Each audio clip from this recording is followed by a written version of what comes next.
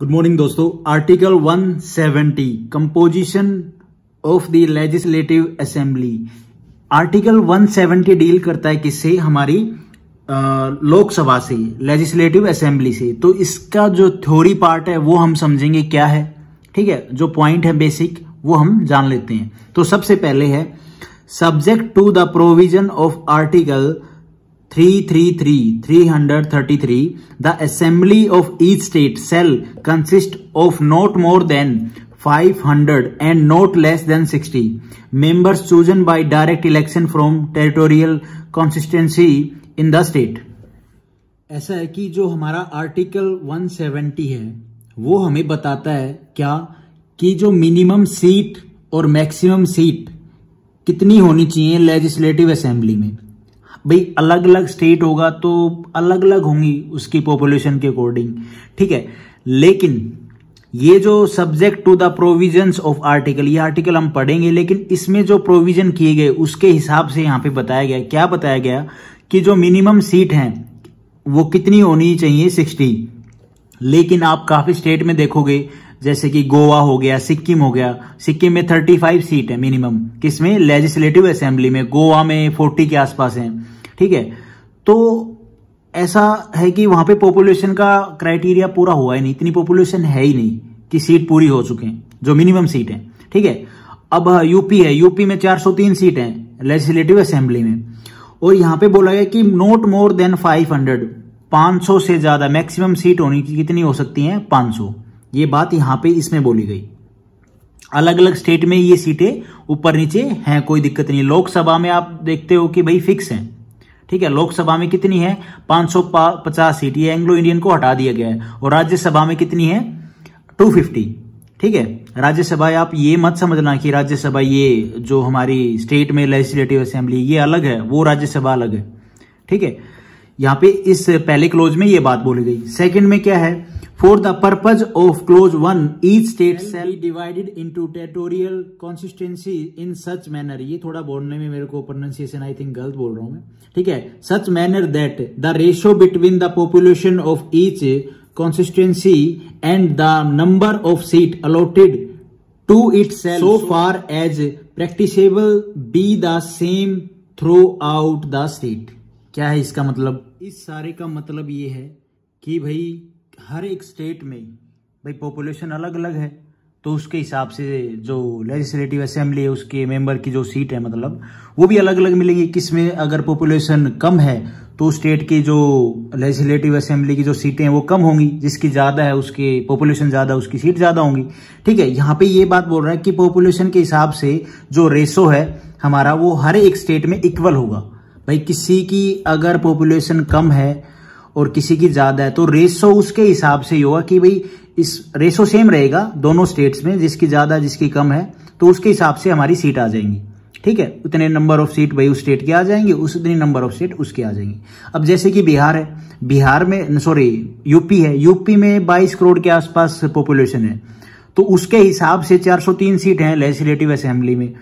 और जैसे गोवा लगा लो, सिक्किम लगा लो, ठीक है। इनमें क्या है कि भाई पॉपुलेशन कम है तो उसके हिसाब से सीटें कम है, तो वो रेशो तो सेम ही है, ये बात यहां पे बोल रहा है, ठीक है। ऊपर मैंने आपको बताया कौन सा आर्टिकल, ये जो आर्टिकल है ये एंग्लो इंडियन की बात करता था। जो भी प्रोविजन मतलब आते गए कि भाई इसको असेंबली में बैठाया जा सकता है 2 एंग्लो इंडियन, वो बता रहा है यहाँ पे, ठीक है। ये मैं आपको लास्ट में बता दूंगा क्या चीज है एक्चुअल। उसके बाद ये कुछ थ्योरी पार्ट है, इसको देख लेते हैं। आर्टिकल में गिवन है explanation in this clause, the expression population means the population as ascertained at the last proceeding census, okay, of which the relevant figures have been published। तो मतलब यहाँ पे ये बोल रहा है कि जो पॉपुलेशन है, जो हमारा लास्ट जो जनगणना हुई उसके हिसाब से जो हमारी सीटें चल रही हैं कहाँ पे, लेजिस्लेटिव असेंबली में, वो चल रही हैं उस पॉपुलेशन के हिसाब से, ठीक है। आगे अगर जब जैसे अब की 2021 में ये सेंसेक्स होना था, जनगणना होनी थी, लेकिन कोविड की वजह से ये नहीं हो रही है। Provided that the reference in this explanation to the last proceedings census of which the relevant figures have been publish shall until the relevant figures for the first census taken after the year 2026 have been published be construed as a reference to the 2001 Sensex। मतलब इसका ये है कि 2001 वाला जो Sensex है वही data 2026 तक चलेगा। उसके बाद मतलब जब भी जनगणना होगी तो उसके हिसाब से डाटा चेंज हो जाएगा। ठीक है, सीटें भी पॉपुलेशन की काउंटिंग होगी तो भैया पता है, ऑब्वियसली बात है कि भाई जो सीटें हैं वो बढ़ेंगी, किसी की कम होंगी। ऑब्वियसली बात है बढ़नी है, कम तो क्यों होंगी। तो ये यहाँ पे थ्योरी पार्ट है, कुछ ज़्यादा इंपॉर्टेंट है नहीं एग्जाम के लिए यार, वैसे तो इंपॉर्टेंट है ही। Upon the completion of each census the total number of seats in the legislative assembly of each state and the division of each state into territorial constituency shall be readjusted by such authority and in such manner as parliament may by law determine। मतलब यही बोला गया, जब भी जनगणना होगी उसके बाद जो सीटें हैं उनको रीएडजस्ट किया जाएगा और वो या तो मान लो कि भाई अथॉरिटी कौन है, पार्लियामेंट ही लॉ बनाकर उस चीज को डिसाइड करेगी भाई किस स्टेट की पॉपुलेशन बढ़ी है, उसके हिसाब से सीटें हैं वो चेंज करनी है, ज्यादा करनी है, कम करनी है। ठीक है, उस हिसाब से वो लॉ बना के काम होगा। तो ये बात बोलेगी यहाँ पे भाई पॉपुलेशन की जब भी जनगणना होगी तो पॉपुलेशन बड़ी मिलेगी किसी भी स्टेट की। मान लो यूपी है, यूपी में भाई अभी 403 सीटें हैं। ठीक है, 22 करोड़ के आसपास पॉपुलेशन है। तो अगर जब जनगणना होगी तो पता चलेगा कि और भी बढ़ी हुई है पॉपुलेशन। ठीक है, तो फिर उसके हिसाब से सीटें बढ़ाई जाएंगी, लेकिन मैक्सिमम सीट कितनी, 500। Provided that such readjustment shall not affected representation in the legislative assembly until the dissolution of the then existing assembly. ये कोई ज्यादा इंपॉर्टेंट पॉइंट नहीं है, इसमें यही है कि जो मान लो कोई असेंबली चल रही है, ठीक है, उस टाइम पे और सेंसेक्स हो गया है, पॉपुलेशन काउंट की गई, सीटें रीएडजस्ट कर दी गई। ठीक है, तो उस टाइम पे नहीं, जब अगर कोई असेंबली चल रही है तो उसको डिजोल्व नहीं किया जाएगा, वो कंटिन्यू रहेगी। उसके बाद जो नेक्स्ट असेंबली होगी उसके हिसाब से वो जो लेजिस्लेटिव असेंबली की सीटें वो बढ़ा दी जाएंगी। ठीक है, provided further that such readjustment shall take effect from such date as the president में by order specify and until such readjustment takes effect any election to the legislative assembly may be held on the basis of the territorial consistency existing before such readjustment।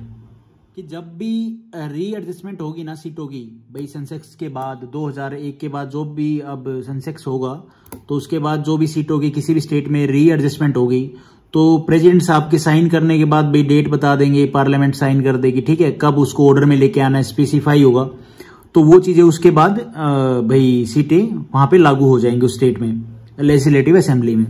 तो until तब तक सच readjustment take effect, भाई जिस date को बताया गया उसी date को तो अप्लाई होगा ना, एक प्रोसेस होता है। और तब तक क्या है कि any election to be legislative assembly में be held on the basis of territorial consistency existing before readjustment. अगर कोई इलेक्शन होता है लेजिस्लेटिव असेंबली के तो वो किसके बिहाफ पे होंगे, वो हमारे जो पहले वाला जो डाटा है, पहले वाली जो सीटें हैं उसके हिसाब से इलेक्शन होंगे। ठीक है, ये बात बोली गई यहाँ पे भी, जब तक नई जो सीटें अलॉट नहीं की गई हैं, ठीक है भाई, किस किस एरिया में कौन कौन सी सीटें डिवाइड होंगी, बांटी जाएंगी। ठीक है भाई, किस एरिया की पॉपुलेशन ज्यादा बढ़ी है तो वहां पे नंबर ऑफ सीट बढ़ाई जाएंगी। तो वो उससे पहले अगर मान लो इलेक्शन है भाई, इलेक्शन आ गया तो इलेक्शन होगा और जो पुराने वाली जो सीटें हैं उसके हिसाब से इलेक्शन हो जाएगा। ठीक है, provided also the until the relevant figures for the first census taken after the year 2026 have been publish it shall not be necessary to readjust. सबसे पहले इसमें क्या बोला गया, पहला point, the total number of seat in the legislative assembly of each state as readjusted PM the basis of the 1971 census. ठीक है, okay, the division of such state into territorial consistency as may be readjusted on the basis of 2001 census. उससे पहले ये वाला Sensex था 1971 का। ठीक है, और उसके बाद ये तो मोटा मोटा इस आर्टिकल का मैं अगर आपको बात बताऊं तो कि भाई इसमें क्या है मेन पॉइंट जो हमारे एग्जाम में पूछा जा सकता है। ठीक है, एक तो इस आर्टिकल में बताया कि लेजिस्लेटिव असेंबली की जो, मैं लिख देता हूं यहाँ पे, लेजिस्लेटिव असेंबली की जो मैक्सिमम जो सीट होंगी वो कितनी होंगी 500, मिनिमम 60। ठीक है, मेंबर जो होगा उसकी एज कितनी होगी, ये में भी आर्टिकल आगे आएगा उसमें बताया जाएगा, तो 25। ठीक है जी, और क्या है पॉइंट, ये जो मेंबर होते हैं लेजिस्लेटिव असेंबली में इलेक्टेड बाय डायरेक्ट वोटिंग होती है इनकी। ठीक है, अपने एरिया से चुन के आते हैं। ठीक है, ये बात हो गई। उसके बाद जैसे सिक्किम हो गया, सिक्किम में 35 है, गोवा में 40 सीट हैं, बिहार में 243 है, यूपी में 403 है। ठीक है, तो ये बात यहाँ पे बताई गई है इस आर्टिकल में, विधान सभा के बारे में, लेजिस्लेटिव असेंबली के बारे में। तो मोटा मोटा आपको पॉइंट पता ही चल गया। एग्जाम में क्या बन सकता है कि मैक्सिमम सीट पूछ ली, मिनिमम सीट पूछ ली, 60 आएगा 50 नहीं। ठीक है, मेंबर की एज पूछ ली 25, और क्या हो सकता है भाई एग्जाम के हिसाब से, भाई इनका इलेक्शन होता है वो डायरेक्ट होता है। ठीक है, किसी भी स्टेट की मान लो सीट पूछ लिया आज के टाइम में, मान लो गोवा में 40 है, सिक्किम में 35 है, बिहार में 243 है, तो ये चीजें डायरेक्ट पूछ सकता है इसमें। Thank you for watching this video.